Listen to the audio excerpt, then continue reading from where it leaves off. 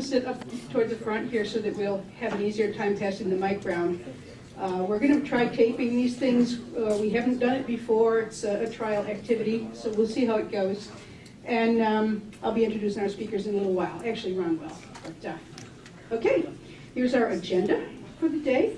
Our speakers will go till about 8:20, and then we've got some networking time after. There's a few more announcements and networking time, and you can gather over at who knows, not far away. We'll talk about that later. Okay, now it's time for Ron to say a few words. Mr. Musikant. What I'm going to say is that I'm not going to say very much. I expect, because it worked out well last time, that I only had to ask one question, and you took over from there. So let's see if it works out again. And the question I'm going to ask, since you're product owners dealing with the... Aren't you going to say the names? I will. You got to say the tricky name. That's Vigneault's. We had a discussion. He knew instantly I was Italian because I asked him whether or not the G was silent in his professional life, and he gave up on it. But we came back. Maybe the actual answer: the G is silent for my father, but not for me. That's Mr. Vigneault, and I'm Tony Vigneault, so I can't pronounce it in Italian. Okay, but PM is actually who I'm going to start with. That's David Poole, who you all know out there. I'm going to let you introduce yourselves because this question has to do with the customer side of the product owner role. So what I'm going to ask you, and I'm picking on you, PM, first, because software as a service means that you have a very wide customer base. I know, Tom, you have a wide customer base, too.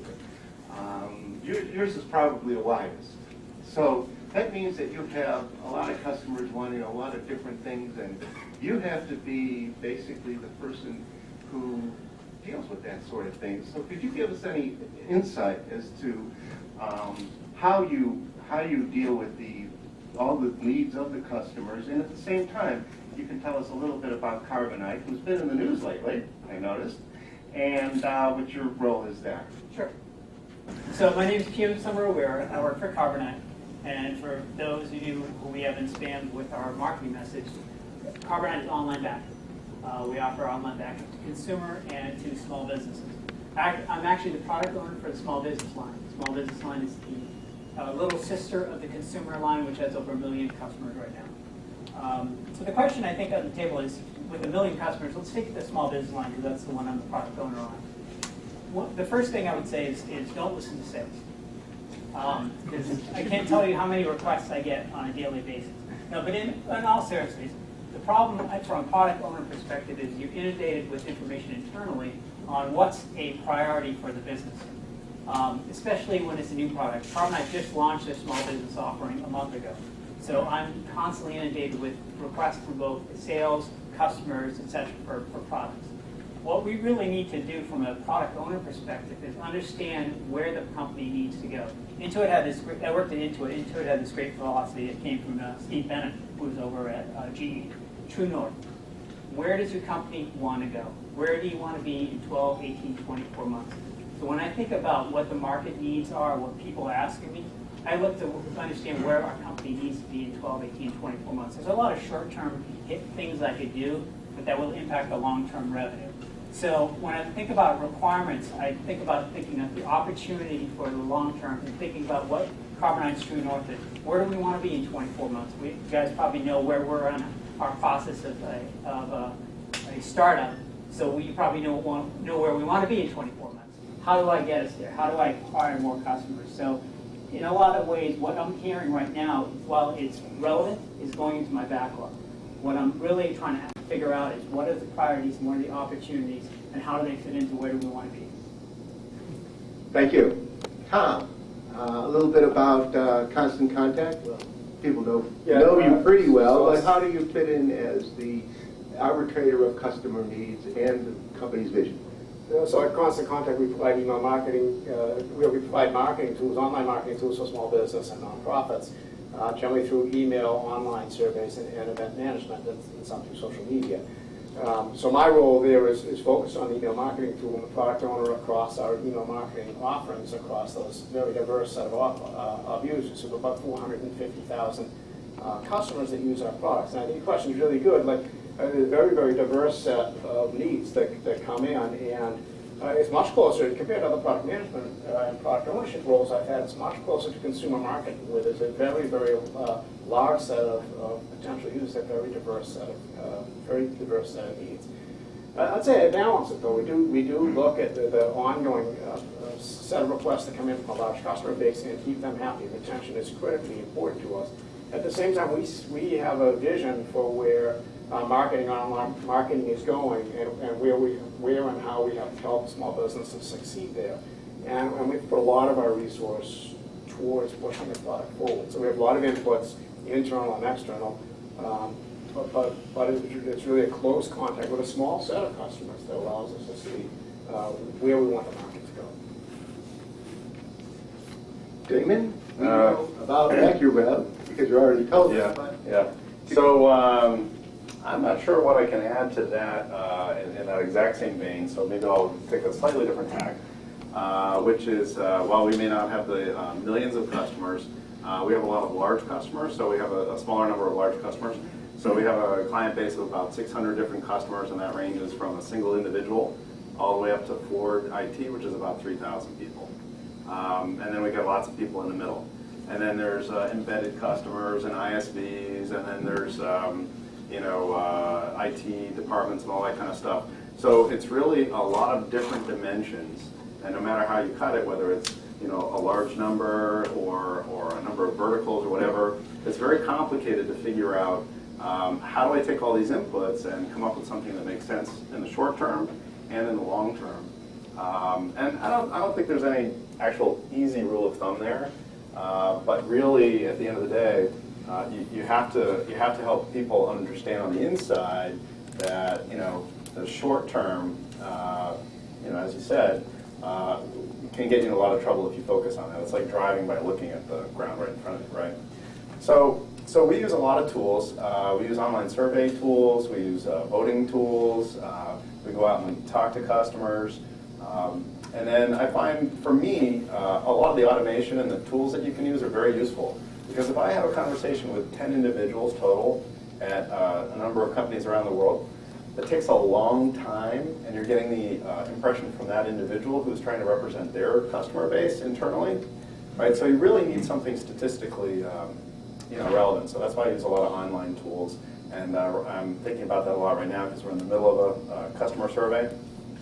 And you ask questions like, are you on Windows or are you on Linux and that kind of stuff. And then I was getting a lot of pushback, for instance, internally. People are like, a Mac, they have like no market share. And now I can point and say, oh, look, it's encroaching on Linux in our customer base. So, there's a lot that you have to do there to get everybody on board. Let's see, what was the other thing I was going to say? Oh, also, we've been talking about product owner. And I think there's maybe we'll talk about this more later, especially if people are interested. What is a product owner? What is a product manager? And I think there's a lot of gray there. So hopefully we'll talk about that. So just to jump in, because you triggered something, so I took a backhand swipe at sales, because I've had a long day. I was in my GM's office this morning. But one of the things I think from a short term, so when I was talking about features and functionality, I took in a long-term direction, understanding where you want to be. That's critical, because you want to grow the business. But the reality is you got to feed the beast. So where it's been, why I was in my GM's office all morning was I was trying to figure out what does he need, what does his sales team need to drive acquisition. So from a product owner perspective, and I sometimes forget about this, and that's why I do want to mention it, I am constantly looking at the numbers. Because the reality is, while we're not reporting to the street on a quarterly basis, knock on wood, we probably will soon, and we're going to be having to produce quarterly. So I do need, the team does need to deliver the tools and functionality for sales to be able to execute. And that's a short term. And that's really, from the balancing perspective for a product owner, it's one of the toughest things we do, is trying to balance the short and long term. Because you guys know, you have a finite set of resources. And how do you slice them? Any questions? I have one. Recently in the news, there was there was, McAfee made an announcement saying that they found that the security hacking had been going on for 4 years, and they believed it was a nation state. My first thought when I got a email about your product was about the security and how secure would it be, and maybe that would be one of the reasons why that would be one crucial item that would prevent me from wanting to use your product. How do you handle that? Sure, I think it's a great question. I mean, security, if you think about the reasons to buy, right? Trust is a big thing. So there's a reason we spend a lot of money in marketing. It's the trust factor. You hear us 8 times, probably the 8th time you'll buy. But when it comes down to putting your credit card down and running the transaction, what are those things going through your mind? Am I going to lose my photos of Jimmy walking when he was walking, right? Am I going to lose any personal information that is sensitive? So I think from a product owner perspective, when you think about the long-term direction, there are things that I don't take for granted, but are things that we have to do, and security is one of them. And that's something from our perspective, what we do is we have a security audit team, and that audit team is actually a cross-functional team. There's a representative from the product management community, there's a developer, there's our CTO, there's our legal counsel, and our head of our independent lawyers. So we actually meet and they do an audit. We also have an independent auditor who comes in and does it. So we do, I guess my answer to that is I think we have a fundamental approach of reviewing it, and that's how we mitigate it. And I think what we publish online are, Blowfish and all that. That's a how. But every day we are thinking about that. The biggest challenge for product owners are things you don't think about, or even competitors that you don't see. And in the case of security, one of the issues we have is it's not a competitor, but it's the U.S. government. So what are they going to cast? We get requests all the time to look at customers' data. It's problematic because your files are your data. You've entrusted us with them. So it's a balancing act. So not only do we have to offer the right level of security and confidence for you backing up your data, but we have all these other obligations we have to figure out how to meet. I'm not sure if I answered your question. So just to jump in there, sort of a third party, since we don't do security products, although our products are very secure. And we weren't hacked like Perforce. But I was just referencing that same article. Not yet, that's right. Yeah, careful what you talk about. So, where was I going? Oh, so I think that gets into the question of seeing into the head of your customer, knowing your customer, figuring out, they don't always come and tell you what their concern is about why they're going to buy, right? So you have to go and figure that out. Or why they're not going. Or why they're not going to buy, a hygiene factor, right? So one of the challenges is, and I would bring this to the level of what I call Frankensteining, is you don't want to generate Frankenstein, right? A product that has, a left arm that looks like this and a right arm that looks like that, and people look at it and go, I think that's Frankenstein. And you get that when you listen to every single customer request and treat it equally. Unfortunately, some of you may know this, customers don't always know what they will buy. They know what they have as a problem today or what they're hoping for. But then, I don't know if you've ever seen a Simpsons episode where he designed a car and it had like everything you could, a donut holder and a beer holder. It cost like $40,000 and nobody bought it. It had everything you could imagine, but nobody wanted to pay the $40K for that, right? It was a Frankenstein. So, trying to figure out from all this data, what does it actually mean is a really big challenge. And to do that, you have to get into the mind of your customer and really understand them. Byproduct discussion. One of the set of questions is how do you measure customer value? And we're trying to look at customers and they give us input. Very infrequently is there a request as clear as yours, which is, so if you don't do X about security, I won't buy your product. But much more commonly, security, we invest significantly in things like security, scalability, reliability, things that are not directly stated by our customer base. And we have to infer, we have to make an educated guess on how much resource we can put in there. At the same time, we need to put resources into customer-facing features and capabilities for today and one's for tomorrow. To me, the hardest balancing act of product ownership is trying to balance these features that customers don't directly ask for or wouldn't know to even specify. Yet, I'm going to say certainly more than 30%, maybe as much as 50% of our engineering effort is put into these capabilities that customers could never put into words and wouldn't put as nicely as you did. I'm not going to buy your product unless it's more, unless it's X amount of security is associated with it. Yet every single day we invest our resources into those and put some value internally by putting feature A a little ahead of feature B. Security ahead of a customer-facing feature, for example. Preventative development. I think I think preventative development is a good word, and ones like security are often easier to understand than I want to replace JBoss X.X with JBoss Y.Y. I have to tell you, as a product owner, I hate those kinds of investments, but we have to make them. Okay, we have a question over here. To what extent do you view product owners as gatekeepers versus facilitators of conversation? In other words, is the product owner protecting the client from the development team and vice versa? Or does the product owner facilitate the communications if there's any value in that direct contact or fear of direct contact?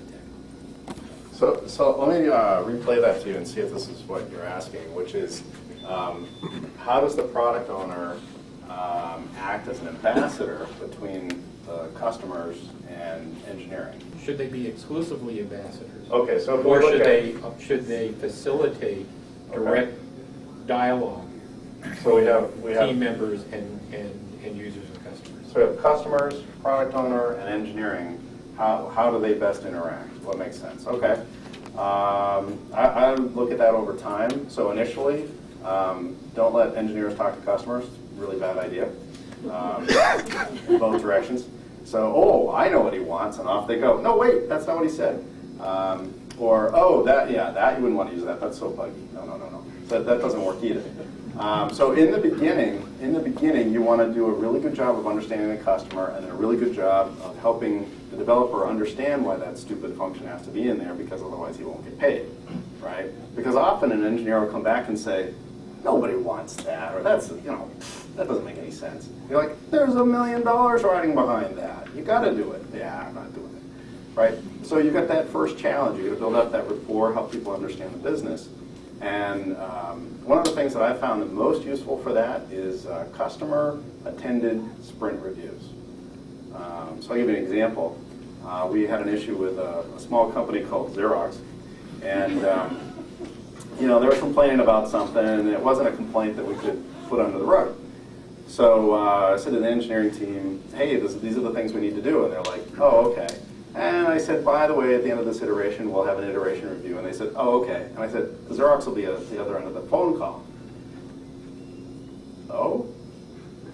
And you never saw a more prepared team at the end of that iteration, right? So you had sort of the carrot and stick situation. So the carrot was, at the end, it turns out, the folks on the other end said, wow, that's fantastic. Could you also do this one little thing, right? Which made sense. We're like, oh, okay, I see what you mean now. So the stick is, if they say, wow, that's just not what I expected, then they're hearing that directly from the customer. It's not you in between. And you start to build up that trust and rapport. And then as you get further along, you can do things like bring them on customer visits. Not everybody, but bring them on customer visits, that kind of stuff, so that they start to hear what's going on and get a better sense of it. It makes your job a lot easier, I find. I completely agree with him in terms of setting it up. I think for the engineering team, actually not even the engineering team, your entire team, could be your UX team, could be a QA staff, could be a customer support. From a product owner perspective, to have them go through the journey with you. Why is what you're building critical to the three stakeholders, right? Your people who buy your shares, your customers, and then your employees. So from my perspective, I think is if you can lay that foundation, I actually would advocate getting engineers in front of customers as soon as possible. Because I think living in the customer's shoes is so critical. Because let's take a Carbonet example. Restore, right? You've lost your data. My mom's lost her pictures of me growing up. Frankly, I don't think my wife needs to see them anymore, so that might be but, she's heartbroken, right? She needs to get back to data. She's crying. She's distraught. Well, if I go into an engineering meeting and I tell them that this is the experience of my mother, sure, they can conceptualize it, but what about having it right in front of them and getting it right from the person with this experience? So I think there's a huge benefit in the Follow Me Homes. I think I'm a big advocate of that. Really, and it's less about actually interacting with the customer. It's more about understanding what the customer does every day. Because the problem from a product manager's standpoint is we sit back in offices, and this happens from development all over, right? We sit back and we think we know what happens. Once you start to go into a customer site, you realize they've created these artificial workarounds that they can't articulate. It happens all the time, but once you sit there and view, you're going to be able to pick those up. But I think really for the engineering team to understand why you're building it and really getting the voice of the customer is critical. If you do that well enough, you still need product owners? No. So, Yeah. I don't know, so I think it's, Well, let's try and defend our jobs. So what I would say about this, we love to get our engineers involved in understanding what the customer issues are, directly engaged in coming on customer visits or we do a lot of usability studies and participating in the usability studies. However, I would say that, is it a gatekeeper or an enabler?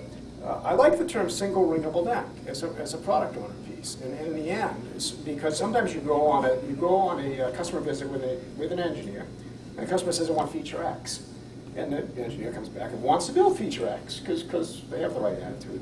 In the end, product owner is charged with balancing the diverse set of inputs, the security requirements, the set of inputs from this customer, the set of 1,000 or 1,000,000 inputs that come in a day, and one person charged with making a decision. I think it's important to have someone in charge of making that decision, whether it's a development lead.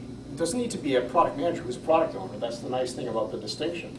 But there needs to be a person, so that you don't build a Frankenstein, who is the product owner, who is the single ringable neck, who's making the decisions about where to make those investments. It has to be a person on the team. And I think it has to be a long-term person on the team. It can't be rotate in the product owner of the month piece, because then you're guaranteed to build your Frankenstein. I want to explore where novel ideas come from.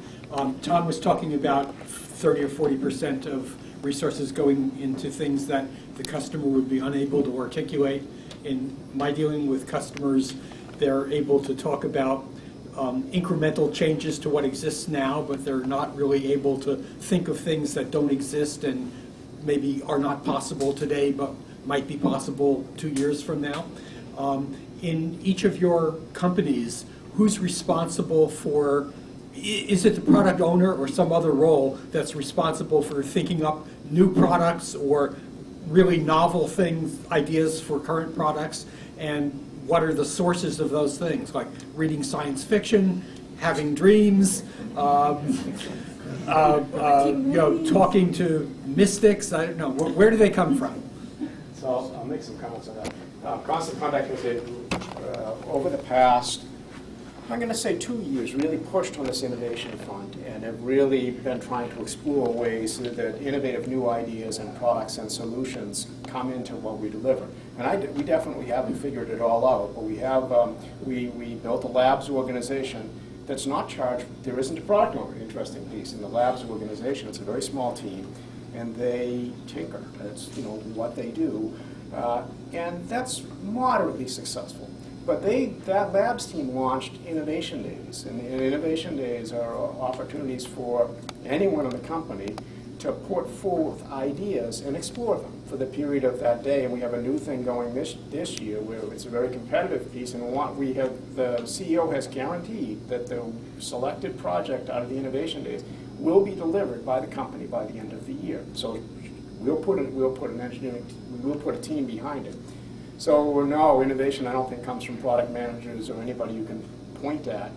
It comes from everywhere, and the trick is to figure out how to get it from the idea generators, which are anyone in the company, into production. We've done a little bit of that, most successfully through the small labs organization. We recently released a feature, text to join, so you text an email address and it winds up on your list. That was something one of the lab engineers tinkered together with over a weekend and and we built it out.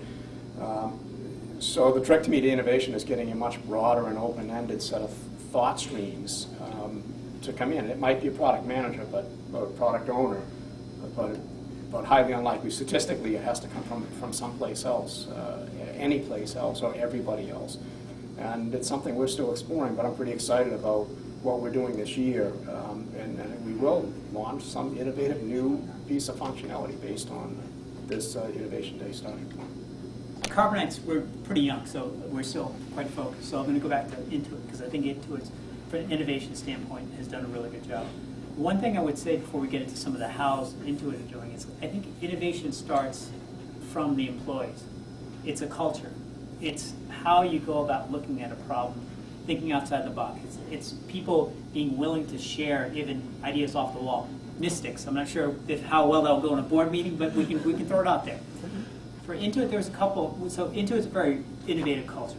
They had a couple of things which I thought were pretty good, and these are hows. So I'm getting to a how, but I just want to give you good examples. They had idea jams, and what they would do is that they had different remote sites, and they would have a topic. So it could be mobile payments, as an example. Anybody at that location, or even other locations, could come and they'd spend the day where they would brainstorm ideas, and they'd break up into groups and actually come up with a product idea, which they pitched to the rest of the audience. And the person who won that, there was monetary compensation, so there was the carrot there. And then that would be sent back to the larger organization to vet as a product idea.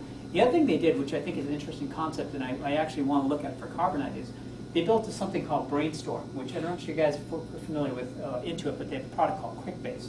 They built this tool called Brainstorm on it, and really what it is an idea generation tool, where they allow people to create ideas and upload it up to a Brainstorm, and you're allowed to actually join the idea. It's like a social idea generation, and you comment on the idea, build it out. So what you're finding is organic little teams taking an idea and run with it.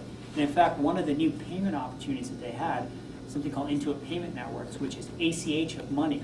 So really think of PayPal-like, but within the QuickBooks business franchise, came out of a Brainstorm topic. So I guess my take on innovation and creativity is that there are a lot of ways it can happen, and I'll give sort of a good example and a bad example to contrast them. And I think it all ties back to knowing your customer and having engineering understand your customer, and actually the whole organization understand your customer and the market. So recently we hired somebody, very wonderful person, very well intentioned, and he came up to me and he said, I got this idea for a new product, and he launched into a discussion of something that's not anywhere like what we do today. It might as well have been a video game. And how do you tell that person, get out of my office, right? We're not doing that, right? It's very hard because it stifles creativity and innovation and inspiration. So I thought about it and I said, okay, that's a really interesting idea. So, and I realized that I needed to help that person understand more about what we do and what our customers need and what our market needs, because he wanted to be creative. He wanted to invest to create something new, but the difficulty there, or the challenge, is to have folks that want to do those sorts of things understand what's going to be valuable to your business and be likely to be funded. Because if it doesn't get funded, it's not going to happen. It may be a great idea, but that would be maybe go start another company. Right? So the more you can help people understand what the problems are that that you need to solve, the more they can apply that creativity and innovation to the problems that you need to solve that you know will get you more revenue. So that's one aspect of it. And then I think the other thing is that, and it's really, I guess, saying the same thing in a different way, is that people often come up with lots of great ideas, and that sounded like a really good one that was right on target with the texting. But it might be something that's sort of inward focused. Like, since we do software configuration management, our engineers use their own product, and they'll often say, I had this great idea the other day that would solve this problem. And I'll say, okay, how many times do you think you'd hit that button? I don't know, once a year. And how much time would it save you? About 10 minutes. Okay. So again, it's understanding the customer and saying, all right, where's the value going to be? So it's really, I think, important for engineering and everybody in the organization to understand where is that value going to come from, so they can focus their creativity and innovation on creating value. Okay, we have a question from Phil here. Yeah, I'm going to switch to looking to the iteration team. I'd like to know about your relationships with people who do the development themselves, so actually the Scrum Master, and how you package things for a release. So it's really while the people are doing a 2-3 week iteration, what is your relationship in the Scrum environment? Assuming you Scrum, you may use one of the other Agile techniques. Sorry, Nancy. And also the packaging. What's your process for deciding what goes into a release? We use Kanban. In our teams, we have a few Scrum teams, but over the past year we've evolved to mostly Kanban. We have a multi-layered process that we go through. So we have a product team that generally will define themes and directions that we're trying to push towards, and we'll agree within the product planning team what the general themes are around a few releases that are coming. Pretty detailed for the next. We have 5-week sprints and releases, and so pretty detailed around this, the current sprint and the next one, and very much more general around releases after that. Once we've agreed to the general plans, and that's not really with the teams, that's across the product strategy, product planning team, we work directly with, so we'll develop user stories or pick ones that already exist, detail them a little bit, and work directly with our product teams. And our product teams are 4 to 7 engineers and 1 or 2 QA people and a UX person, typically. We work directly with them in the definition and detailing of that story and into what we call tasking, so breaking it down into smaller executable items that are targeted to that one release. And we will follow that typically small handful of features through over that series of 5 weeks to get them to a releasable state, to get them out to a releasable state. So is that the general kind of detail that you were looking for? Well, that's the detail of how one does things in theory. I'm just wondering about what happens in practice in relationship. I mean, the pressure to make this change here, make that change there, do something different. The learning experience that you'll encounter during the development. How do you react to that? That's the kind of thing I'm really. It's a good question, and that's what I like most about Scrum and Agile. In our organization, we are in the team every day, making trade-off decisions, and we do get interruptions from the president, not that much, but from outside interruptions. The system's down, there are production problems, we discover something in the middle of the sprint, we make real-time trade-offs. In our Agile environment, it is, to me, one of the clear values that as a product manager and product owner I've been able to appreciate is when we make those real-time decisions very, very quickly.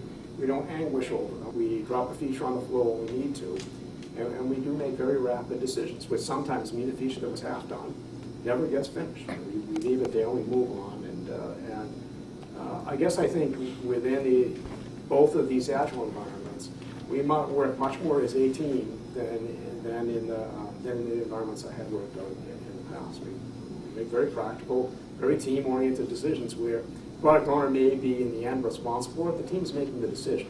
We're looking at what can and can't be done and what trade-offs we can make. And can we make them generally right there on the stand-up, but otherwise right afterwards in a daily, as our days execute. So I would say that starts to point into product owner versus product manager, which we haven't talked about that much, and I'll try not to get into too much detail there. But I would say that your question is more around the day-to-day interaction with the team as opposed to the strategy side. So I'm going to assume that we have like a short time frame, like let's say, in our case it would be like 2 weeks for sprints, but we don't do release on every sprint. So right now we're on a quarterly schedule.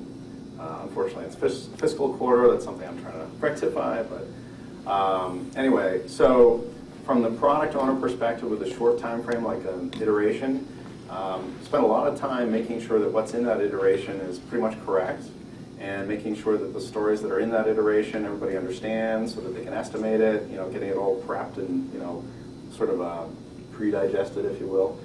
So that within the iteration, my role as product owner on the teams that I'm product owner for are saying, oh yeah, we talked about that and that's what made sense then, but actually now that you've gotten this far and I've thought about it, and we got to go in this direction slightly. So it's sort of like small mid-course corrections and elaborating things a little bit, because it's really hard. It's like playing a game of chess in your head to figure out some things during that planning meeting. And it's kind of a waste of time sometimes, because it's not until you get down to the nitty-gritty that you realize, oh, here's the decision we really have to make, and it's important. And the team gets used to that. As far as commitments and that sort of thing, I think when you start out with Scrum, there's that whole thing about the iteration commitment. Thou shalt not change the commitment. Really? Is that a suicide pact? Right? Are we going to just leap over the cliff if we can't do it? What's the consequence? No. So it's a bilateral thing. You have to build a rapport. So the team understands that if they come to you and say, we have to break the laws of physics to implement this, that you might listen to them. And when you go to them and say, hey, you know what, that thing you haven't started yet, it turns out to be worthless, how about we swap that with something else?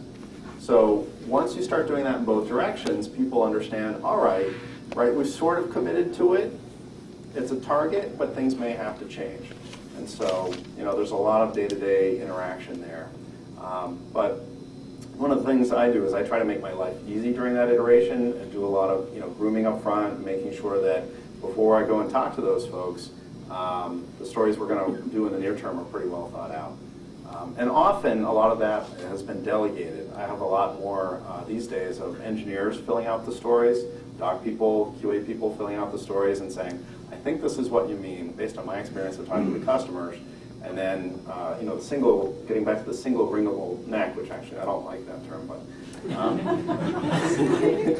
is somebody has to be responsible at the end of the day, right? So, you say to the engineer, okay, I understand that that's what you think we should do. Do you want to be responsible for that decision? Oh, no, right? So you want to use the whole team to make the decision, but then at the end of the day, it has to make sense to you, and you're responsible.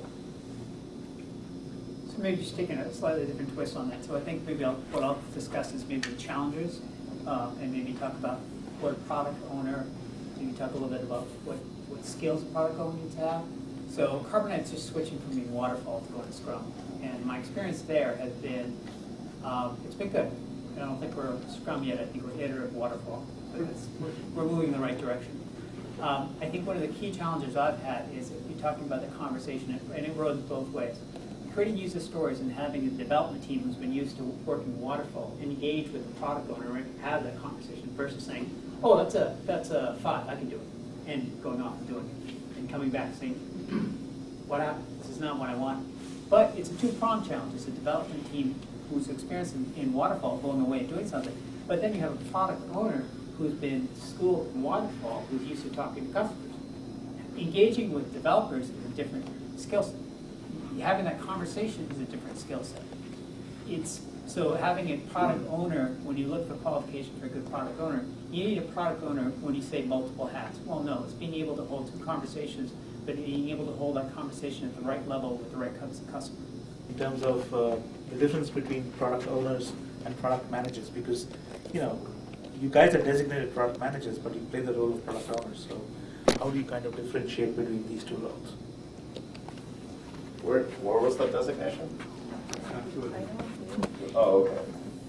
Yeah, it doesn't say what I'm CTO, I guess. All right. So, I got a bunch of letters there. So, at least for me, I'm both a product manager and a product owner for a couple of products. I have still too many roles, and so when we get to hiring later, I'll talk about that. But, right. Yeah. So I think the way to look at it is it's all product management, but product manager is more towards the customer, the strategy, portfolio management, right? So this product we got to kill, this product we got to invest in more. There's this new idea that we came up with for a product. It should be funded. This is why. And to do it, we have to kill that project, right? So that's product manager is more that direction. Product owner is more being able to have that conversation with the developer, understand the user story, why it's important, why this story is more valuable than that story, right? It's closer to the internals. But you can't have somebody, it's very hard in Agile, I think, to have somebody that's either at one extreme or the other. They need to be able to understand both sides of it, right? So So for instance, at Acura, we're moving more and more to having product manager and product owners, hopefully where I'm not serving both of those roles. So for instance, right now we have 3 product owners and 1 product manager, and we're moving to 4 product owners and 1 product manager, who hopefully is a different person. And that'll allow us to have that understanding of the market and the strategy, but also doing the day-to-day execution and marry them together. I don't know if that helps. So I certainly have both roles. I think that my title is product manager. I act as a product owner across 2 teams. And I look at, I guess maybe the product owner is a role that I play interacting with 2 development teams in detailing a set of user stories to be delivered, making good trade-off decisions and helping the team realize or make trade-offs within that. But I've never been able to really draw a nice solid line between what are the product management responsibilities and what are the product owner responsibilities. I've always had, I think of the product owner as the series of interactive tasks and work I do in interacting with that development release team to get a product out the door. I mean, I concur. I think I back up exactly what you said. I mean, it's a great line, and I think a lot of it has to do with the structure of the organization you work for. I was telling Tom and David that before we started that Carbonite's aligned by development team. So we have a web team, we have a client team, we have a mobile team. But then I'm building a small business franchise that touches each one of those teams. So it's you have product managers over each one of these silos, but then you have a product manager or product owner across it. So it gets a little confusing. I think the problem we've done, product owner and product manager, is that the structure of the company has made this kind of push and pull between the two roles. Versus my opinion, it should be one. Product owner and product manager should be the same person. John had the question. I'll just quickly follow up. So I think another way to look at it is maybe rather than role, maybe some of the responsibilities. So in Agile, some of the product owner responsibilities are writing user stories, making sure that user stories get estimated, ranking things in the backlog, and then as you get sort of higher up in product management, there's less of a connection to individual user stories and that kind of stuff. It's like, we need to build this product, it needs to do these things, it needs to have this kind of revenue and a business plan. I don't even know what a user story is, right? So I think it has a lot to do in the Agile perspective of, are we doing user stories, do we have a backlog, things like that. Slightly different direction. Now that you've collected all this information from all these sources and you're working with engineering to come up with a plan, do you also play a role with educating or informing or lobbying other groups within the company in an outward direction? Do you explain to sales what's going on, or do you explain to marketing which way they should be thinking or going, or executives for that matter? Or is that better kept to somebody else? So again, I don't know where to put that responsibility. I certainly have that as a product manager of the responsibility of working with marketing, with sales, with training, so that they understand both the product positioning and work on developing product positioning and the features and feature execution. If we add distinct roles, I guess I think the product owner would be covering a specific set of features that were being released with a product manager as the overall strategy and positioning of that product. We often run both. Most of our product, not all, but most of our product owners are product managers. We have at least one product owner who's a development manager who's the product owner for that domain. Well, Leonard agreed. I think the only thing I would add in is that from a product management perspective, I think one of the gaps is that we have a lot of people communicating with the company, customer service, marketing, finance, telling them what's happening, where the product's going, what's happening with the revenue. What I've seen missing in organizations, my experience is, the engineering team who built it, where's their feedback? So, when I landed on the ground at Carbonite, one of the first things is that what's happened with the product? Nobody was communicating what happened when it shipped. So I think one of the key things at least from my perspective, from a product management perspective, is if you're going to work with the team and you take them on that journey, give them the feedback loop. Positive and negative. Yes, absolutely. Yeah. Right. So I guess the question boils down to What about internal interaction with other stakeholders, support, marketing, sales, G&A even, the CEO, general managers, all that kind of stuff. And I would say that that heavily depends on the organization. So for instance, at Accurev, we have a lot of different internal stakeholders, and they're actually responsible for some pieces of product management. So interacting with marketing is actually done by a person within marketing that the product owners and myself work closely with, and that's sort of a person that was previously a sales engineer, so it was a good sort of set of capabilities there, who went into a technical marketing role. And so what he does is he gets himself educated on where we're going, what we just implemented, and then he rolls out, how it's demoed, so he helps the sales engineers understand how to show off the new stuff, or whether to do it at all in the demo. Maybe it's post-sales. And then also helps put together the marketing materials and that kind of stuff. And then within sales, we have somebody that is responsible for managing the sales engineers, and that person is responsible for being the liaison within sales. So he might bring in myself to give a high-level talk, and then bring in Chris from marketing to talk about how to do the demo, and then he may say, and that's how we're going to get this deal, and that's how we're going to get that deal. And then also acting as a liaison to say, hey, I know actually you don't care about sales, but that, if we're going to make the numbers this quarter, we got to fix these 3 things, and we got to add these 2 features, and you got to figure out how to do it, that kind of stuff. So it really depends on the organization, and I think what I gave, I wouldn't, suggest as a blueprint, but maybe as an example of how that works. Okay, Carol has a question. Okay, I just wanted to know about your ideal relationship with a Scrum Master, or maybe your worst nightmare, and what you would expect and depend on from them. Oh, I think that question was asked earlier, so, but we, no, we didn't answer it. So, just wanted to point out that there's a level of interest there. Yeah, so does anybody else have a question? Scrum Master is an interesting role. I think, in my personal opinion, and maybe this is for beer later, but I think, are there any Scrum Masters here? Careful. Oh dear. Go ahead anyway. So I think maybe Scrum Master is a role that is going to start to fade away as it gets moved into other areas. Because at the end of the day, it's in some ways it's a lot like product owner. Product owner is maybe the wrong term because it says you're the developer. You don't have any responsibility or accountability, right? So I'm the owner. Isn't that really fair? Isn't it? We're sort of all in it together. Okay, so maybe I'm responsible at the end of the day. But I don't want to give you the impression that it's just me making the decision and you get out of it. No, you've got to help too. Right? So Scrum Master is sort of the same way. The Scrum Master is responsible for unearthing impediments. Oh, I'm just going to hide that problem down there until he finds it. I'm not going to bring it up. Right? So, that Scrum Master role hopefully becomes more and more shared, and maybe there's a person responsible for saying, hey, team, we are not surfacing impediments.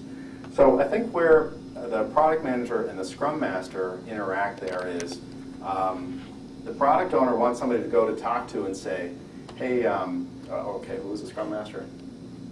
Okay, David, our velocity's going down. I can't quite put my finger on it. What's your take on it? Oh, I'm glad you asked that question. We got this problem, we got that problem, we got that problem. Damon, you keep pushing people to put the story, the user story points on that, the estimates lower and lower. Do you realize that you're doing that? You're creating the problem yourself. We've got to go and work on this technical debt, or the velocity is going to keep going down. Right? So I would say you have to have a very good, open relationship with that Scrum Master, because they're going to be, in many ways, like the canary in the coal mine for you, that says your product is going, towards the ground. You got to pull up, right? You got to do the right thing. And then in reverse, you want to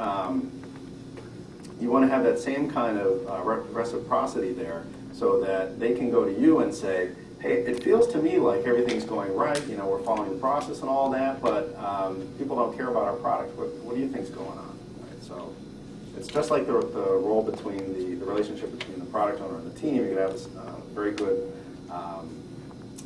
relationship between the Scrum Master and the product owner. Did that answer your question? Yeah. Well, I'll say a couple comments about both, positive and negative. and about sort of working Scrum and Kanban. So Scrum that span those. In Scrum, the good Scrum Masters are paying attention to how the whole team is doing, which individuals don't always do, and in particular, say, engineers. Don't in particular, if I'm doing a pretty good job, but I'm not too concerned with how overall all the pieces are going together. And the Scrum Master has to pay attention to that, keep their thumb on it. And look, philosophically and velocity, but you see it day to day. One of the nice things about Scrum and Kanban, it's very visual. You see it on the board, is someone paying attention to it and reacting to it and really engaging the team to keep things moving. And to me, that's the Scrum Master. If they're paying a lot of attention to that and keeping that moving along, then they're doing pretty well. And if they're just allowing the process to go as it is, or letting impediments slide along for a couple of extra days, it makes a big difference in how the team executes. So it's how engaged they are and how the flow is going. I'll make the transition to a difference in Kanban. We don't have a Scrum Master, we have an engineering manager. And it's a drop back to the world as we knew it. And I don't always consciously think about this. I like both of these processes. I like the engineering manager in Kanban, because the engineering manager is not afraid to say, publicly or individually, hey, Joe, pick it up. We have to keep it moving along. That's not quite, it's not there in Scrum, the little team, all for one and one for all. It's not always bad to have a development manager who people report to, which in Scrum Master isn't always the case, who's paying real attention to the performance of the individuals on the team and is able to do something about it. So one of the comments I'll make about Scrum versus Kanban is I do like in Kanban, it is the engineering manager who's playing that role, and what the team is trying to do is the same as what the engineering manager is trying to do. It's a little back to conventional development in that way, but I find that a positive thing. It's worth it. So very quickly, to follow up on the follow-up to the follow-up, 2 points here. One is sort of a meta point. I think this brings out the fact as well that, Agile did not come from some more advanced society.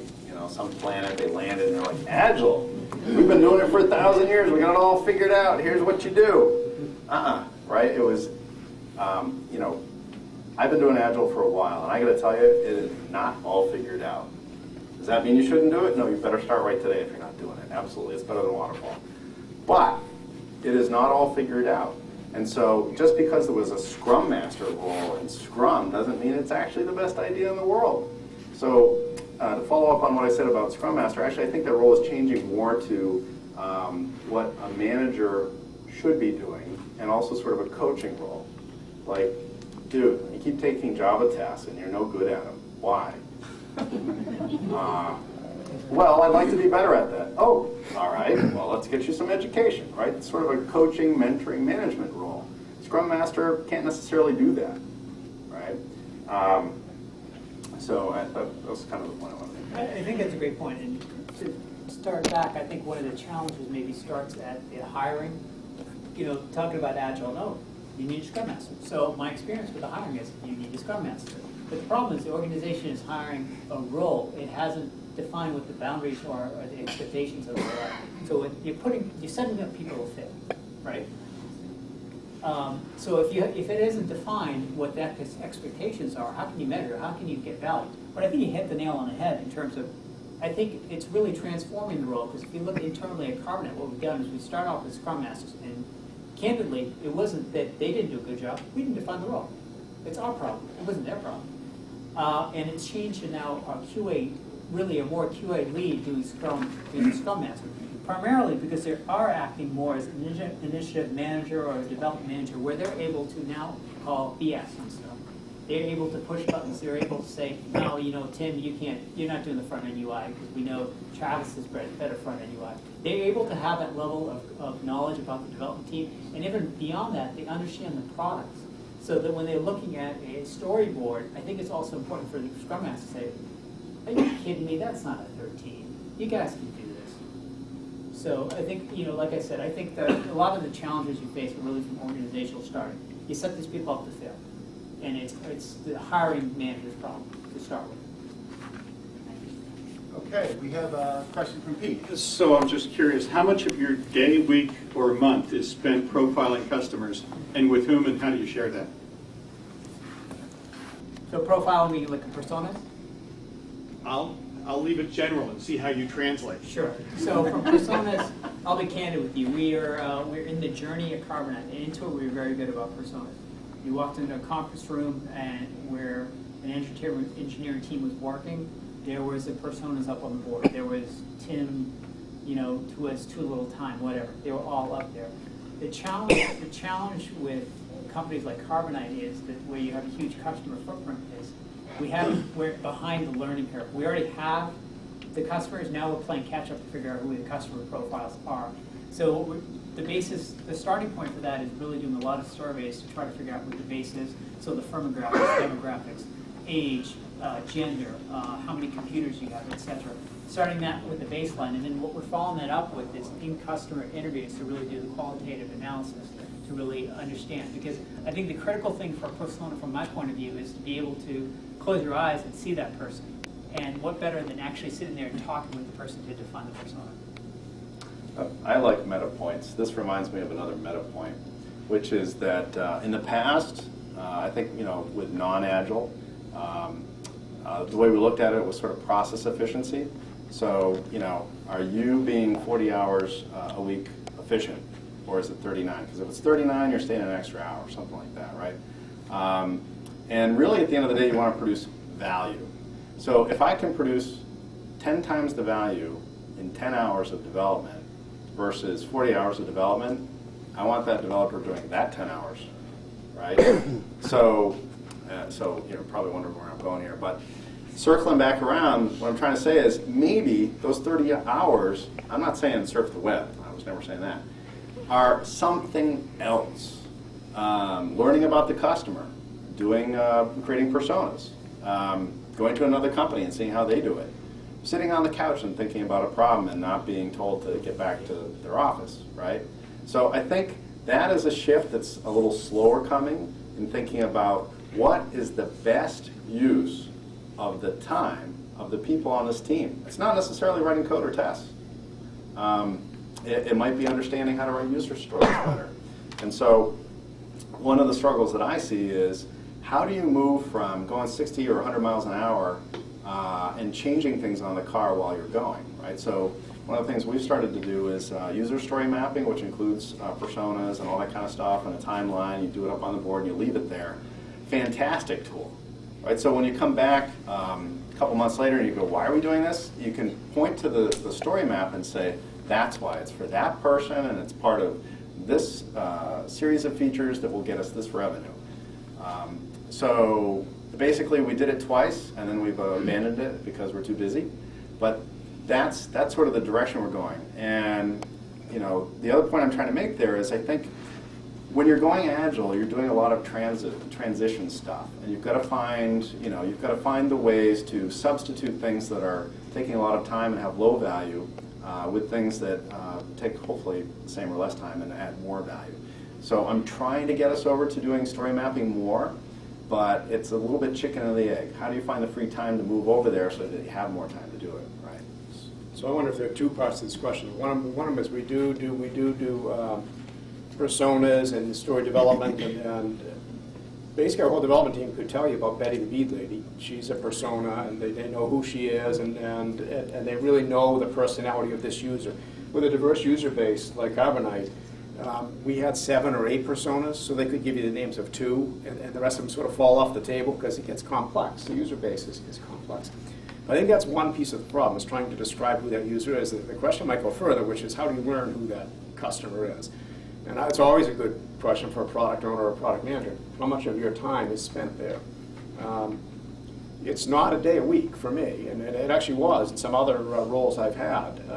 I spend a significant amount more time with the dev team. It's probably on the order of half a day a week with direct customer interactions, and maybe a day a week with lots and lots of high-volume indirect customer interactions, which are customer requests, feedback, support team inputs, and so the persona that we're developing and communicating is constantly fed on, I don't know how much time is enough time. You can't spend too much time with the customer base. The nature of being a product owner is there's a deep amount of day-to-day engagement with the teams, and there's a balance there. I don't know where perfect is.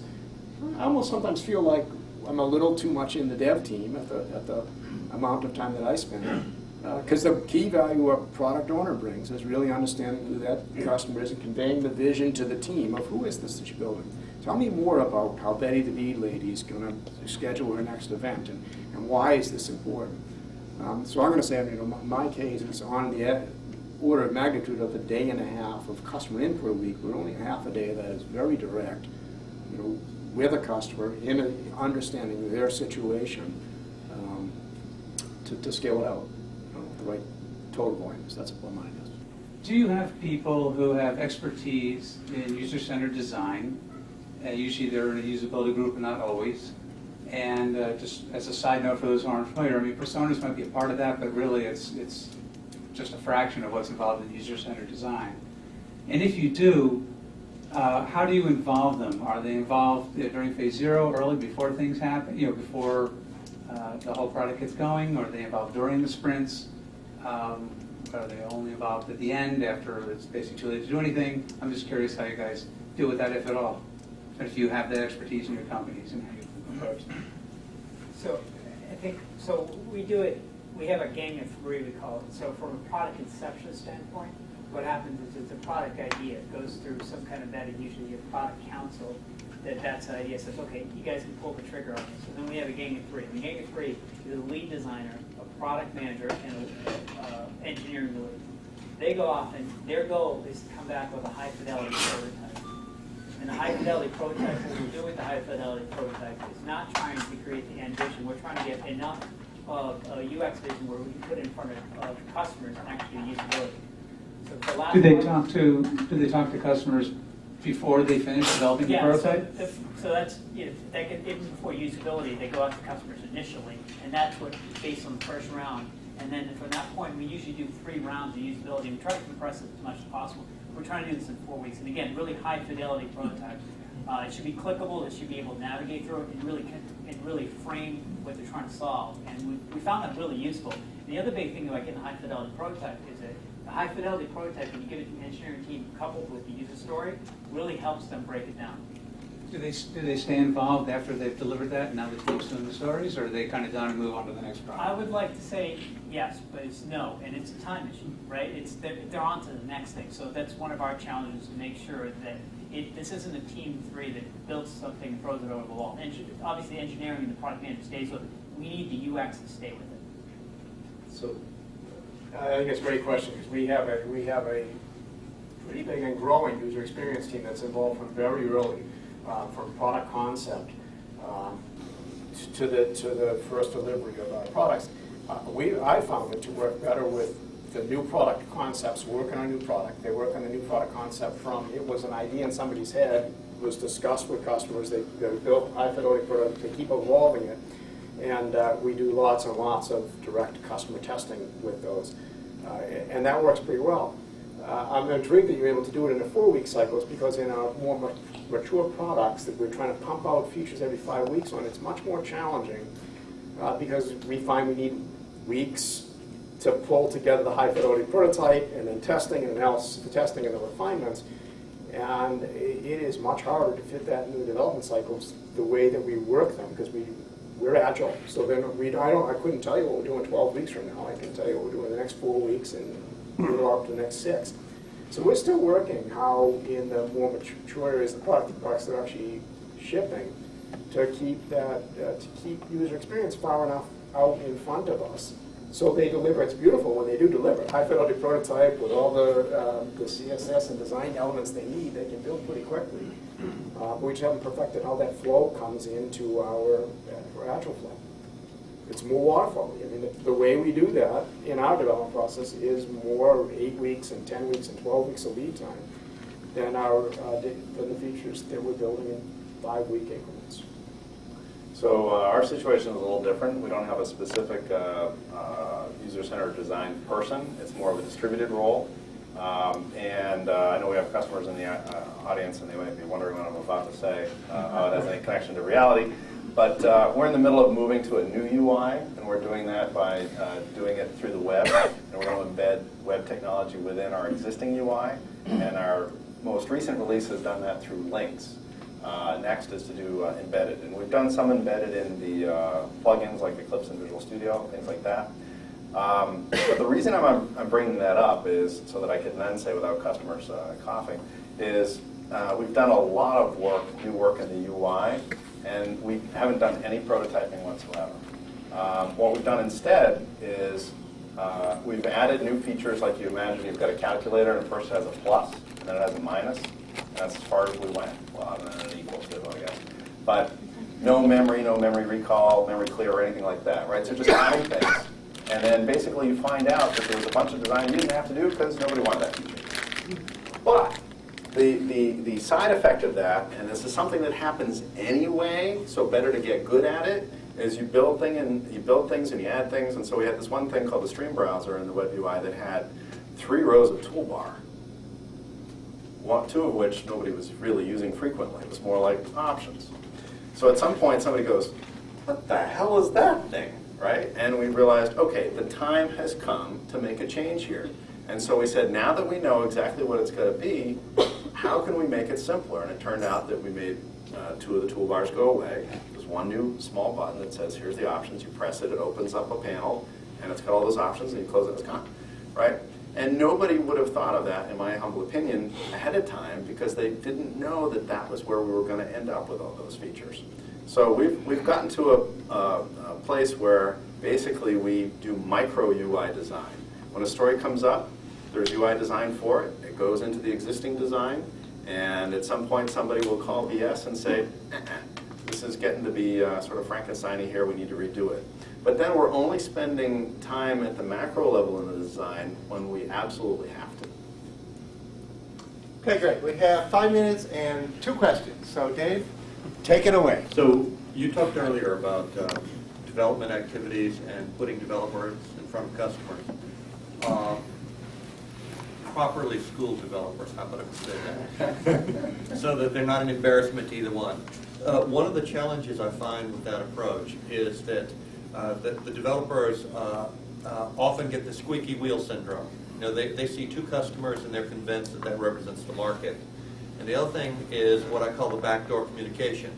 You know, you're talking to the customer has the developer's email, and before you know it, there are 10 more new requests that no one's ever heard of that somehow or another are in QA. But all of the other 5 things that you thought were being done for good marketing reasons are not being done because, after all, the backdoor request came in, the developer thought he was taking care of the key squeaky wheel, and voila, there you are. Now, how do you manage that? So I'll take a crack at that. So I think there's 2 issues there. So putting developers or engineers in front of customers has 2 aspects. 1, understanding the problem, and 2, deciding what to do. Right? So if you separate the deciding what to do into the product owner role and the understanding what to do into both roles, I think you succeed. Right? So if you have an environment, a so-called agile environment, where there's an opportunity for somebody to just go code something and they're not being held accountable for getting the stories done, you got a problem. And that's actually the problem. Right? If a developer can just do whatever he wants, that's kind of a problem. It's got to be more of here's our backlog, these are the stories. I understand that you think they should be doing that, but you haven't got this story done. How come? Right? Then that's how you manage it. You make it, you expose it, you make it visible using all the Agile 101 things. The customer interaction isn't about defining the what, right? It's really about understanding the problem. And I think the other part I think is critical too. I think it's funny, we've gotten to the point now in the engineering organization where somebody comes down and they're like, well, it isn't the backlog, go talk to Pume or go talk to Eric. So I think the backlog is beyond just your next set of priorities, but the ability to use that as a method to really prioritize across the organization. It's no longer just a team, but it's for the organization. And that's also a great tool for having the conversation. So I mean, we could go on this. I'll try to keep it short. But so that developer actually might have some great ideas. And so you say, all right, you said there's these 3 things that we need to do, and I agree with you on number 1. 2 and 3, I don't get it. Show me how it's more important than these 10 things in the backlog. And then that person might turn right around and convince you. Oh, I'm in.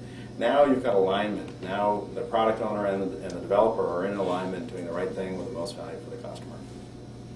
Okay, we have one more question. How are you guys trying to measure and make sure that the development team, the engineer team, has skin in the game, that they know the value of that story? a simple ranking sometimes does not cut it. So are you trying to use some kind of relative value pointing or actual dollars calculating the benefit of the story so they know if we deliver that, we're going to deliver $1 million to the bottom line? We don't, and we've had an ongoing request generally from the directors of engineering to say, well, I want to see a value ranking with a number. I want to see a quantitative characteristic of that value. I've always felt it's a great philosophical idea. I've never been able to capture a quantity that measures security against a custom feature to adjust color against a price point of the product. However, we do try and convey the key value proposition. The key value proposition for this feature is to reduce the time customer spends in the product by 30%. And since we've already told them about Betty the Bee Lady, there's an understanding of what the key value propositions for the customer are. But I will say, not very successfully quantitatively, but I do think it's the role of the product owner to make sure that they understand the core value propositions of the customer and why things are higher or lower on the list. And it does work well, as to the last comment. If the engineer comes back with a proposal we should do feature X, the best thing about an ordered backlog is to say, I love feature X. I just think it's below this item on the backlog. What do you think? And you have that discussion, which at least lets them, again, reinforces your value stacking of the backlog, which I'm always trying to reinforce, and get you on the same front. But I'd love to see some reasonable quantification frameworks. I haven't seen one that I like yet. Was your question on value or prioritization? Value. Okay, To value. me, kind of helps drive part of the prioritization. Yeah, I mean, I agree with Tom. I think it's a challenge because, you know, if I say we're launching an affiliate program, you know, it's subjective. I have projections, and I'm always reluctant to put projections on the board. I think it's from my perspective, it's really when you engage with the development team, or actually the larger team, it's really about that journey. Where are we trying to go to, and this is a piece of the puzzle. So the affiliate program is an example. This is a means for sales to actually sell that product. So they have a directional idea, but we don't. I agree. I don't think we've ever put explicit numbers out. So really, it's a really good question. Value is really hard. So cost actually becomes often the proxy because anybody can measure that, right? If you're looking at ROI, R is 100% requirements delivered, and if you do 90%, then it's 90% value, which is totally wrong. But cost is easy to measure, so people often focus on that. Value is actually very important, though, because that's where you get your real ability to influence ROI. Because cost you can reduce to zero, and that's that's pretty finite. So the other aspect of that is, you go into the store and you look at the prices on things, right? And they just stay the same forever, right? The value on something stays the same forever, right? No, of course not. It goes up and down and up and down, right? So that's the beauty of the backlog. If you just stick numbers on something, they change, and it's relative. And like, yeah, that was important yesterday, but then that whole industry went underground. They collapsed, right? So there's no more value in any of those stories. So you take all those and you move them down, and take these others and you move them up. But what is useful is to understand what produces value for your company and why this particular story has more value today or when you're going to deliver it than this other story. And being able to talk about customers and talk about how you've got these orders outstanding or all that kind of stuff is very important. One thing we've started to move towards, I got a talk on this coming up soon, is looking at what's your business plan. So if you imagine, okay, we believe this product will bring in $5 million over the next 3 years, then you can look at any particular story and say, what percentage of my overall capacity is this going to take, and what percentage of the value of that $5 million do I think it's going to bring in? And so you can use that to sort of, do something, because you can't actually measure value until it's too late. Well, I must say, I love these meetings. Thank you very much.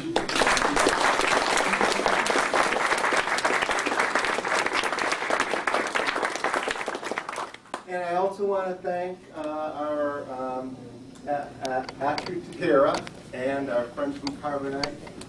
Hopefully you'll be adding to the vibrancy of this group in the future. Let me bring it back to Nancy. Thank you, and I forgot to introduce Ron Musicato when I handed him the mic earlier. Wave, Ronnie, runs our program chair. I'm done with all my announcements. We've got the room until 9 o'clock, so enjoy. Have a chat with the speakers, trade discards. Thank you, bye.